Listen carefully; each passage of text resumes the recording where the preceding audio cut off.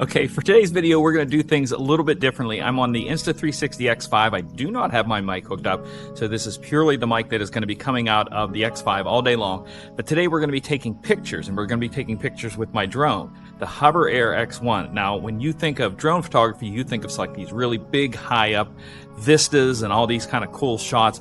But today we're going to treat this like a regular camera, a handheld camera, but we're going to treat it as a camera that can reach where I can't. So if I wanted to take a picture of something and it was up higher than me or further off in a distance, that's what we're going to use this as today. We're going to use this as an extra arm and extra reach. So it's all going to be about photography that is out of reach normally.